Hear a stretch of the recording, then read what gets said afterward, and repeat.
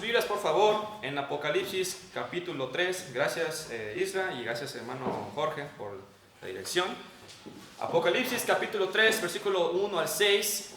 La semana pasada estuvimos estudiando esta cita bíblica y el tema de esta porción de la escritura de la palabra de Dios se llama Despierta Iglesia y regresa a los fundamentos bíblicos. Vimos la primera parte porque no terminé realmente con dar todos los versículos, así que veremos la segunda parte y espero poder terminar con esta segunda parte. Así que nos quedamos en el versículo 3, nada más como un pequeño resumen de lo que vimos la semana pasada. Era con respecto a que lo que son las cartas de Apocalipsis las podemos entender desde tres perspectivas. Estaba la contemporánea, que la carta fue dirigida y escrita exclusivamente a Sardis en el tiempo de Juan. La cronológica vimos que se refería al tiempo de la Reforma entre los años 1500 a 1700 después de Cristo.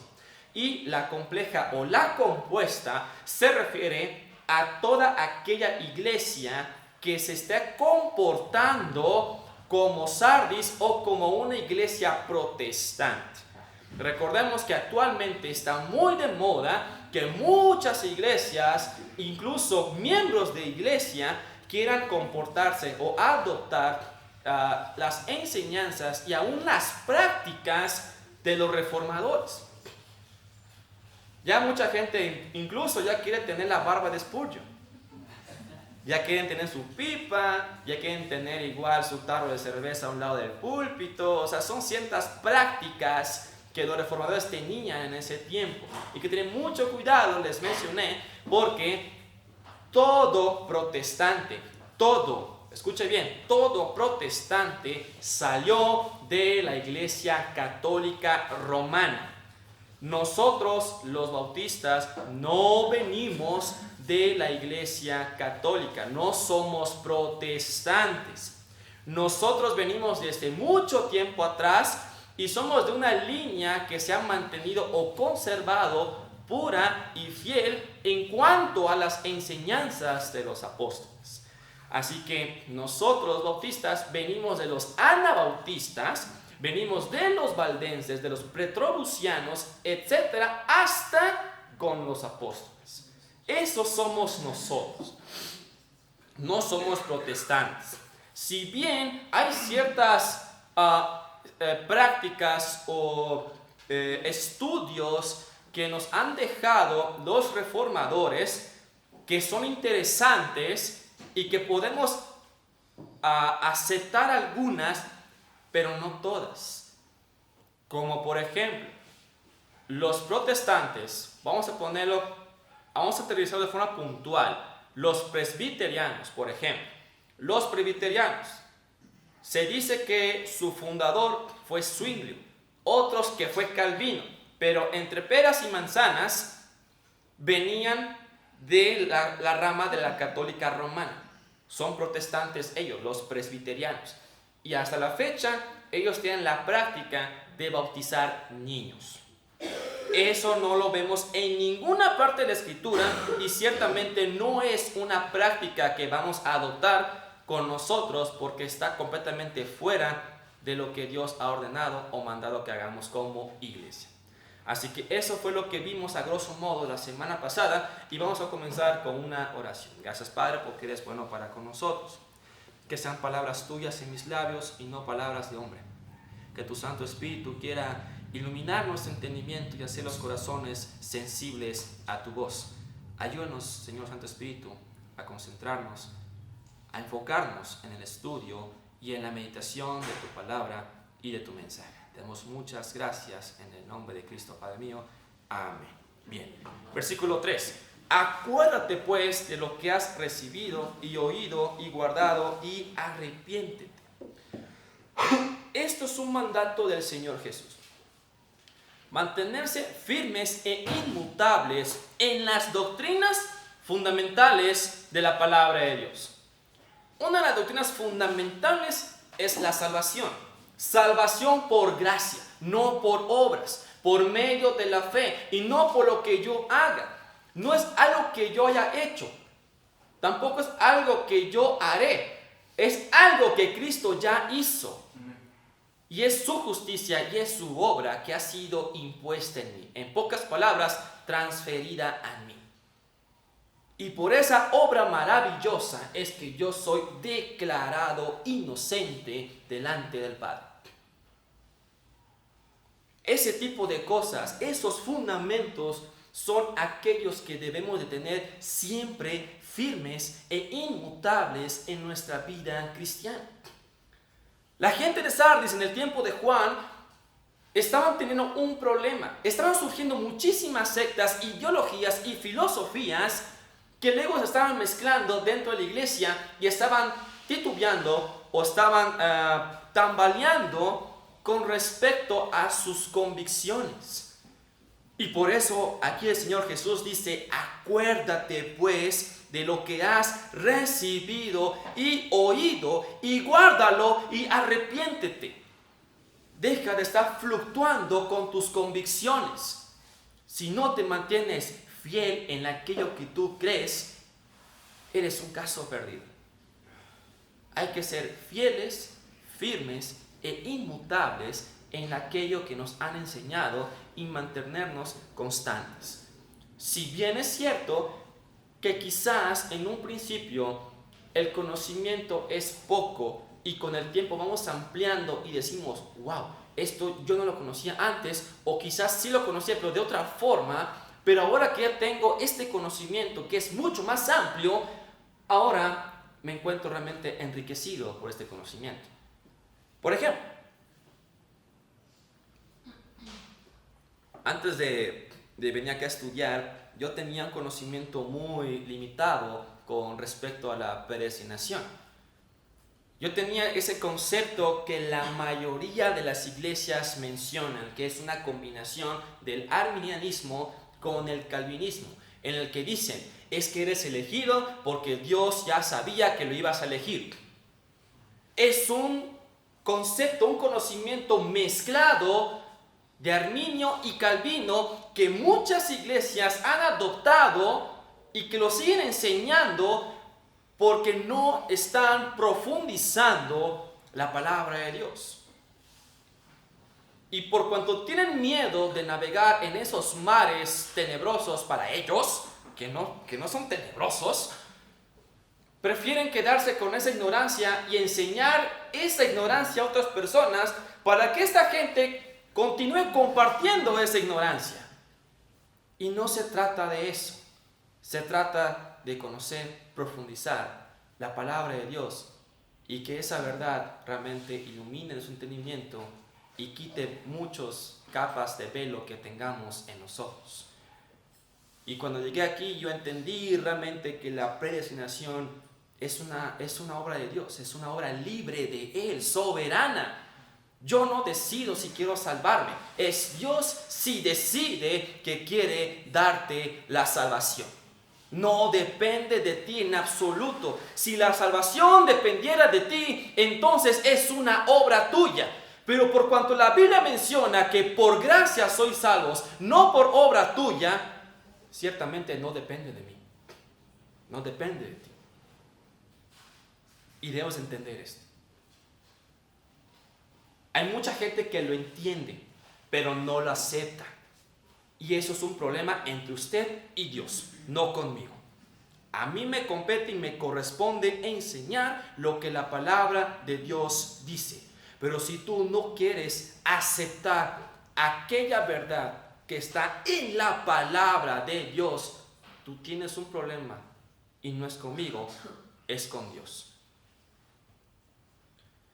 La mención del arrepentimiento implica que aquellos que están fluctuando en sus convicciones deben de abandonar esas prácticas y enseñanzas erróneas y volver a los fundamentos de la palabra de Dios. Cuando el pastor hace la invitación de que la gente quiera conocer a Cristo, muchas veces me ha tocado que el pastor me dice: hey Vic, atiéndanlo y llévatelo para atrás. A mí me cuesta mucho trabajo, y no es que sea calvinista, yo soy biblicista, como dice Jerry. Me cuesta mucho trabajo decirle a la persona, tienes que aceptar a Cristo, porque realmente no somos nosotros que aceptamos a Dios, es Dios que nos acepta, es Dios que nos busca. El hombre no busca a Dios, lo dice Romanos. El hombre no busca a Dios, no acepta a Dios. Es el Señor quien nos busca y es Él quien nos acepta. Y es Él quien nos atrae con lazos de amor. Pero obviamente no atrae a cualquiera. Dice Juan, mis ovejas oyen mi voz y me siguen. ¿Quiénes serán aquellos que responderán a la voz de Dios? Aquellos que han sido elegidos por Dios desde antes de la fundación del mundo. Pero no hay que caer tampoco en extremos de decir, pues si Dios ya eligió y ya sabe quién es, pues ¿para qué evangelizo? Si Dios te dice, ve y hazlo, tú tienes que hacerlo. Tú no conoces el futuro ni sabes qué será del mañana. Conoces el ayer y el hoy con trabajo lo estás viviendo, pero el mañana es un incierto. Es un misterio el mañana. No conocemos quiénes son los escogidos, pero podemos ver alguna manifestación de los escogidos. Yo puedo ver aquí en mi iglesia local quiénes son los escogidos de Dios. Aquí conmigo, porque por sus frutos los conoceréis. Pero ciertamente nosotros no conocemos esas prácticas y esas enseñanzas erróneas que alguno está arrastrando. Abandónenlo y regrese a los fundamentos bíblicos. Tenemos que regresar a la doctrina pura y verdadera que Dios ha enseñado por medio de sus apóstoles. No lo que diga el hombre, lo que diga la palabra de Dios. Pues si no velas, vendré sobre ti como ladrón y no sabrás a qué hora vendré sobre ti. Esto es una advertencia de juicio del Señor Jesús sobre aquellos que no obedecen el mandato anterior. Si no quieres abandonar esas prácticas o esas enseñanzas erróneas, mucho cuidado. ¿Por qué? ¿Por qué mucho cuidado? Lo dice aquí, es una advertencia. El Señor Jesús en algún momento vendrá. No sabemos cuándo, pero Él vendrá porque Él lo ha prometido y por cuanto Él es veraz y es Dios y no miente, tenga por certeza que Él vendrá por los suyos, por su iglesia. Cristo espera que su iglesia y cada miembro de la iglesia esté firme, fiel e inmutable en sus convicciones para cuando venga Cristo no sea avergonzado y diga, es que Señor, nadie me advirtió.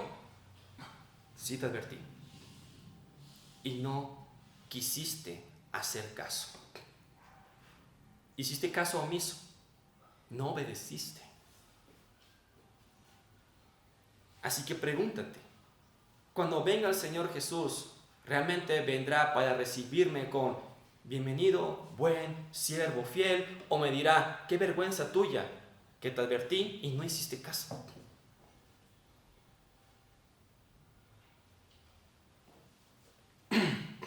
Versículo 4. Pero tienes unas pocas personas en Sardis que no han manchado sus vestiduras. Para aquellas personas que no saben qué cita estamos estudiando, Apocalipsis capítulo 3, versículo 1 al 6.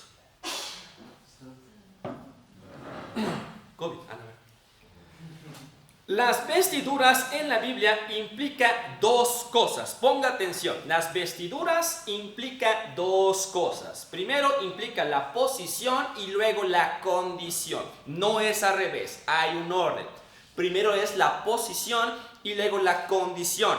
En otros términos que mucha gente lo enseña, es aceptable y agradable. Somos aceptos en el Padre por causa de Cristo.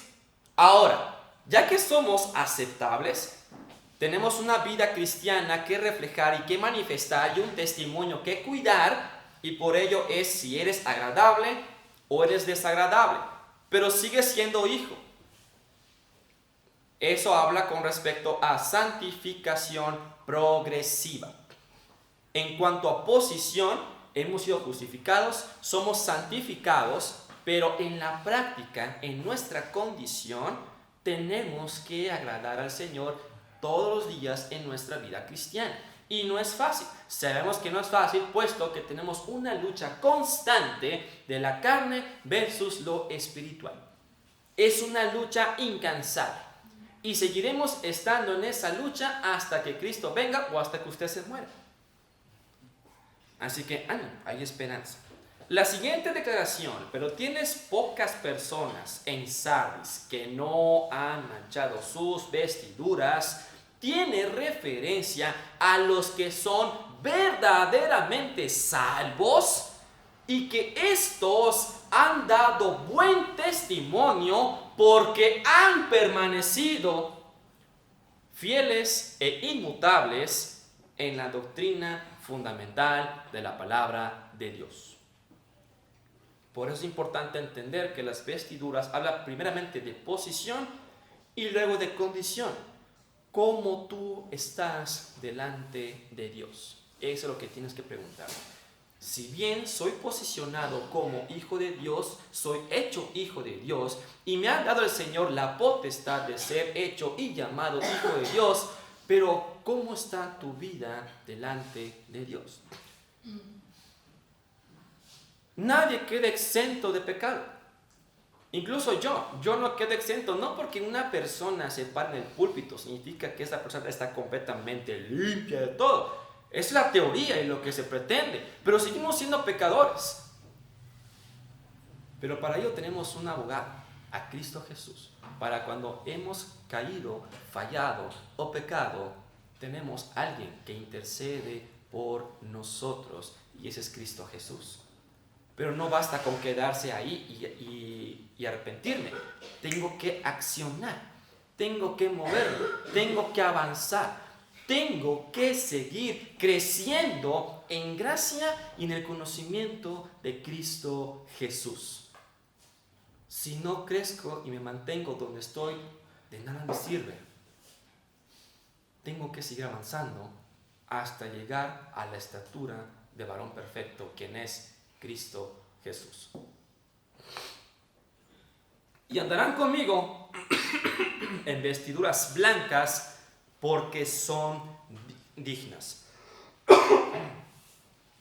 Esto habla de recompensa y victoria por haber permanecido fiel e inmutable en la doctrina fundamental de la palabra de Dios. ¿Quieres realmente ser victorioso? ¿Quieres realmente estar en la presencia de tu Señor victorioso y digno? Continúa adelante, pero creciendo en gracia y en el conocimiento de Cristo Jesús. No te quedes donde estés. No seas conformista, decir, hasta aquí quiero conocer. Conoce más. Conoce más. Cuando un hombre está enamorado de una mujer, este varón quiere conocer todo acerca de esta mujer. Y no solamente quiere conocer sus pensamientos, quiere conocer aún más allá, su vida pasada, todo quiere conocer. Cuando realmente tenemos ese primer amor, quien es Cristo Jesús, queremos conocerlo todo y mucho más. Ciertamente habrá cosas que no podremos saber en esta vida. Y quién sabe si el Señor nos ha de mostrar mucho más en la eternidad. No lo sabemos, porque de Él depende si lo quiere revelar o no.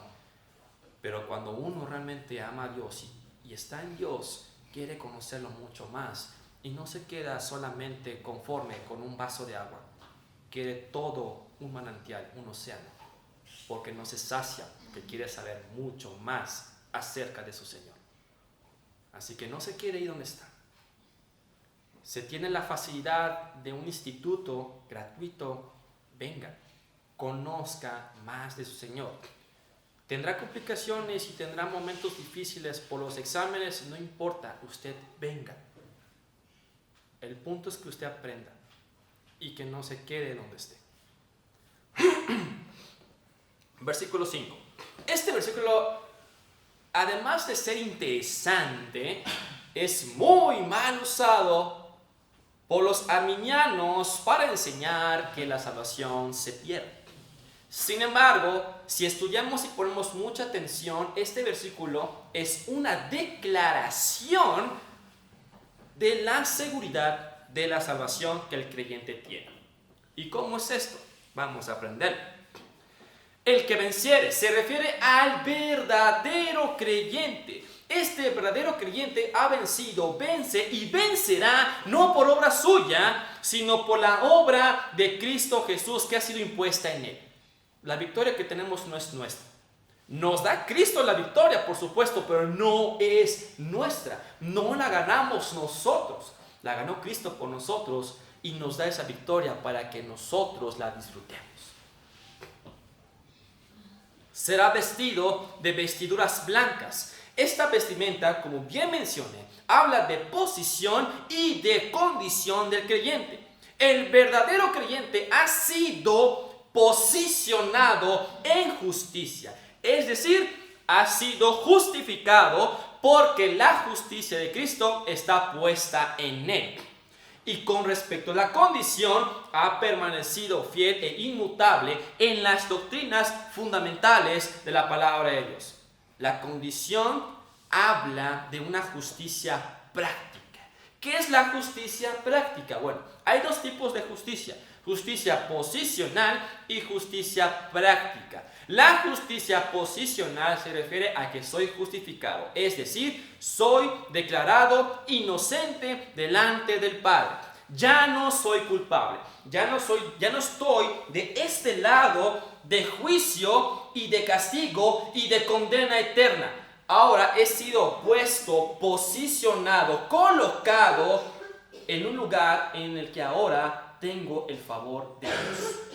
Ya no me ve Dios culpable, me ve inocente, pero no porque yo haya hecho algo, sino porque alguien lo hizo por mí y su obra me la puso en mí. Y la justicia práctica es justicia. Algo muy interesante, por cierto, con la palabra justicia. Si usted revisa en muchos diccionarios la palabra justicia, siempre dice algo con respecto a juicio, algo con respecto a leyes, algo con respecto a lo que hace un juez. Pero la justicia, mis hermanos, les comento algo muy interesante. ¿Cómo medimos una longitud? ¿Quién me dice? Con el metro. El metro es la unidad de medida de longitud.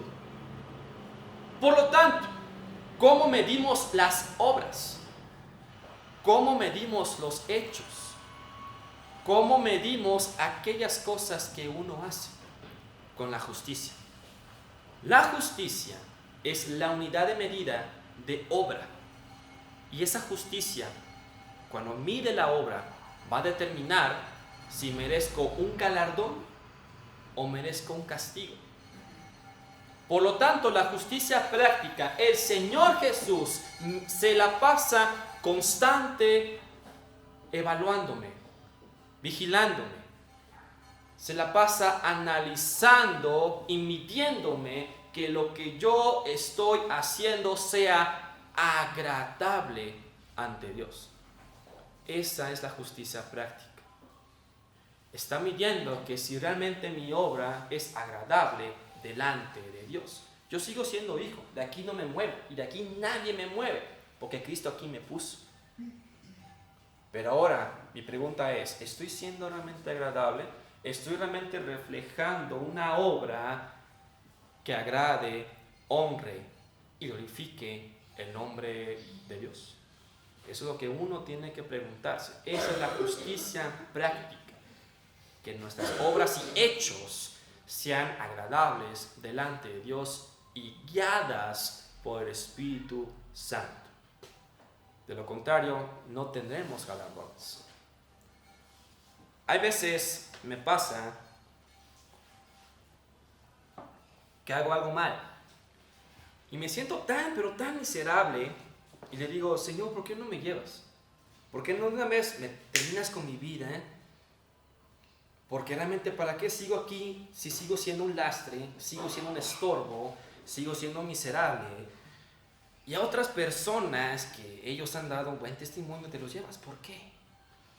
Pero luego analizo y digo, ¿sabes? Gracias por no llevarme.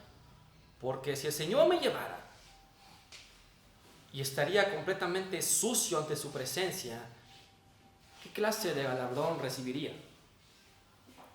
Y si no tengo galardones que el Señor haya de darme en el tribunal de Cristo, ¿con qué cara yo voy a realmente arrojarle una corona a mi Señor en las bodas del Cordero? O en la alabanza celestial. ¿Qué voy a tirar realmente a sus pies si no tengo nada que tirar? Es un dilema que yo tengo, porque sí quisiera estar con mi Señor, porque sé que realmente soy muy débil y muy torpe, pero a la vez le doy gracias porque no me ha llevado, porque si me llevase no tendría una corona realmente para arrojarme.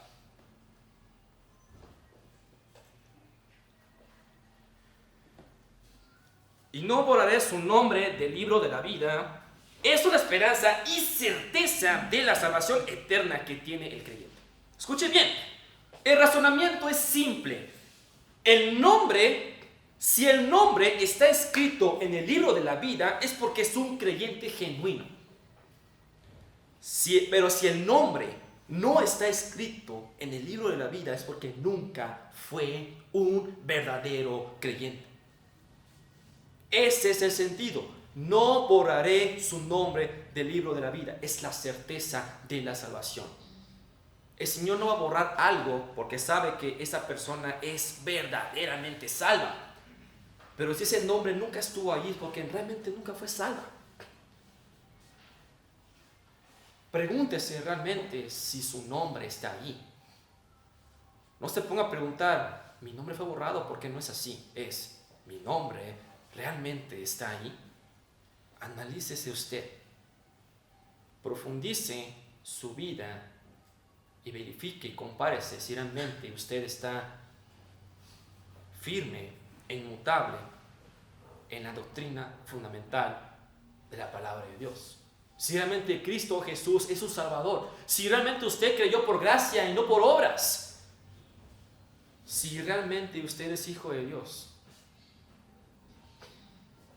Y confesaré su nombre delante de mi Padre y delante de sus ángeles. Hay dos formas en que una persona al llegar a morir verá a Dios. ¿Quieres verlo como Padre o quieres verlo como un juez terrible, el cual tu destino final no es estar en el cielo, es estar en un lugar de tormento? Un lago que arde por siempre. En donde ese lago, la ira de Dios, es eterna. Dime, ¿cómo quieres tú llegar ante la presencia de Dios el día que mueres? ¿Quieres estar ante la presencia de Dios como Padre y que te diga, bienvenido, hijo mío? ¿O quieres estar ante la presencia de un juez terrible que diga, a ti no te conozco, ¿tú quién eres? Son dos formas en que uno puede ver a Dios cuando uno muera. ¿Cuál quieres tú?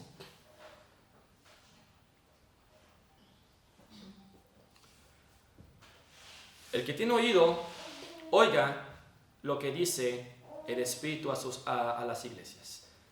Esta es una advertencia de Cristo Jesús. Todo aquel que tiene el Espíritu Santo no solamente pondrá atención a todo lo que ha dicho el Señor en esta carta, sino que lo pondrá en acción. No solamente es escuchar y ya, es un oír en acción.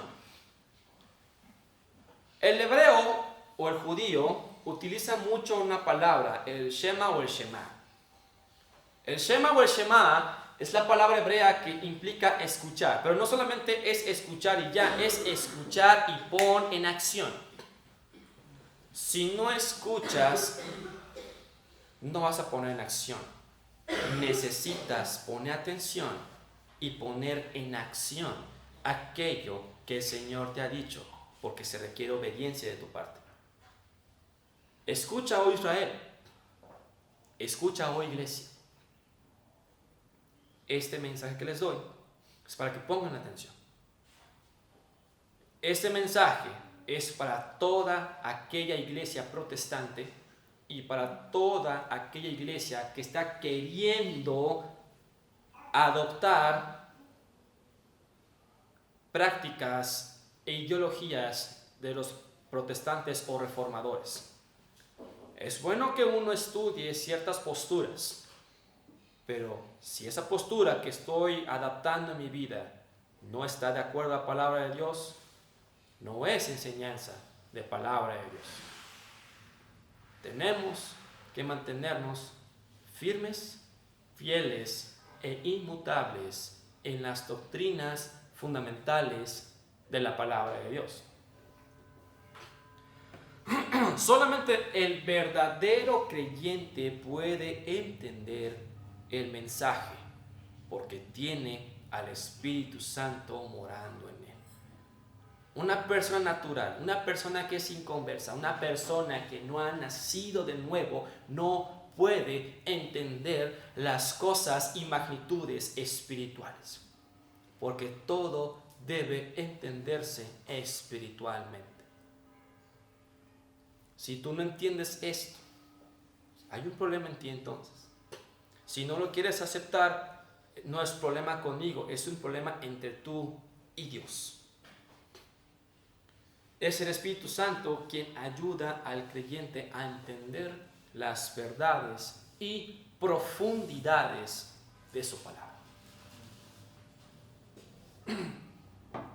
Alguien dijo una vez que una iglesia viva y poderosa es aquella que enseña y practica la sana doctrina. Pregúntese que como iglesia nosotros estamos enseñando y practicando la sana doctrina. Si hablamos de cuestión de iglesia, pregúntese, pero ahora aterrícelo a su vida personal. ¿Realmente estoy aprendiendo y poniendo en práctica la verdadera doctrina en mi vida? ¿Lo estoy viviendo realmente? Hay 4 cosas que debemos tomar en cuenta. Primero, Dios nos ayude a entender y aceptar y apropiarnos de las verdades de su palabra. Y pongo énfasis a aceptar, porque mucha gente le cuesta trabajo aceptar las verdades, porque no hay verdad que no sea fuerte. Hay gente que dice, es que mi hermano o mi papá o mi marido no quiere cambiar y nunca va a cambiar a menos que se rinda a los pies de Cristo Jesús. Es que le hablo día y día y día y día del Evangelio. Mi hermano, lo vas a hartar. Ya lo dijiste 1 o 2 veces, cállate y mejor demuestra con tu vida que Cristo ha hecho ese cambio en tu vida. No fastidies a una persona. Si bien es cierto, hay que hablar, hay que evangelizar, pero qué mejor carta y qué mejor presentación que la vida misma reflejando a Cristo Jesús. Así que Dios nos ayude realmente a entender, a aceptar y apropiarnos de las verdades de su palabra. Segundo, que Dios nos ayude a permanecer en su sana doctrina para no ser avergonzados cuando Cristo venga. No es malo pedir ayuda al Señor. Señor, ayúdame que yo con mis propias fuerzas no puedo. Nadie de aquí es fuerte. Yo no lo soy. Yo soy muy débil. Y de los débiles yo soy el primero. Al menos yo así me considero. De hecho, pues usted no sabía, el cristiano es la criatura más débil de toda la creación, porque depende de su Señor. Si bien somos más que vencedores en Cristo, pero somos los más débiles porque necesitamos día a día de nuestro Señor para que nos sostenga y nos dé fuerza. Tercero, que Dios nos ayude a enseñar su sana doctrina, que usemos bien esa palabra de verdad. Tenemos que conocer las profundidades, las verdades de la palabra de Dios y enseñarla a otros. Pero lo que diga la palabra de Dios, no lo que digo yo, no lo que diga Jerry, no lo que diga usted, lo que diga la palabra de Dios. Pero por supuesto, hay que estudiarla para no sacar de contexto ciertas citas bíblicas. Porque a mucha gente le encanta Filipenses, el que dice todo lo puedo en Cristo que me fortalece, y no entiende el contexto que fue escrito. Y lo quieren comentar para cualquier cosa. Lo voy a poner de forma vulgar. Una mujer se baja acá su botón, se toma una foto así y dice abajo, todo lo puedo en Cristo que me fortalece. Eso es una burla. O un compa que está en el gimnasio, una foto así y ponga todo lo puedo en Cristo que me fortalece. Oye, ¿qué tiene que ver esa verdad y esa magnitud de la palabra de Dios con lo que tú estás haciendo o querés ilustrar en una foto? No tiene nada que ver. Es importante, imperativo, que cada cosa que nosotros estemos citando esté en su contexto, para que no sea mero pretexto. Y cuarto, que Dios nos ayude a ser vigilantes de su sana doctrina. Y no solamente en cuestión de iglesia local, sino cada individuo debe ser vigilante. ¿Qué es eso? Como iglesia debemos ser columna y baluarte de la verdad. ¿Qué es eso de columna y baluarte? Tenemos la responsabilidad y deber de sostener y proteger la sana doctrina. Defienda a escudo y a espada la sana doctrina de la palabra del Señor. Pero dice Pablo, pero con mansedumbre y con humildad.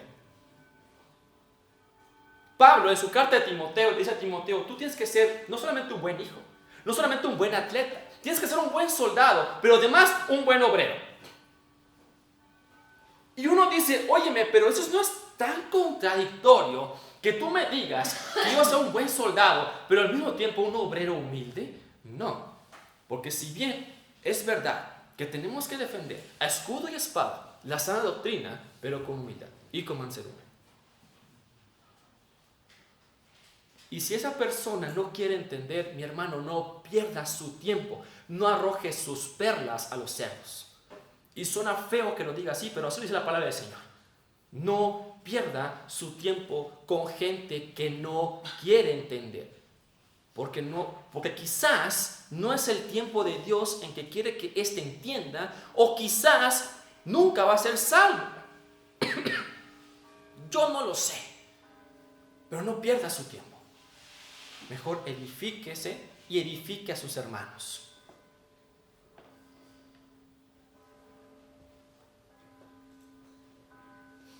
Vamos a orar. Gracias, Padre, porque eres bueno. Gracias porque no hay nadie como tú quien haga las cosas bellas y maravillosas. Ayúdanos, Señor mío, a mantenernos firmes y fieles a ti, a tu sana doctrina, a tu palabra. A que como hijos tuyos que somos, reflejemos realmente a Cristo Jesús en nuestras vidas. Y que la gente pueda conocer y saber que tú eres el Salvador. Gracias te damos en Cristo Jesús.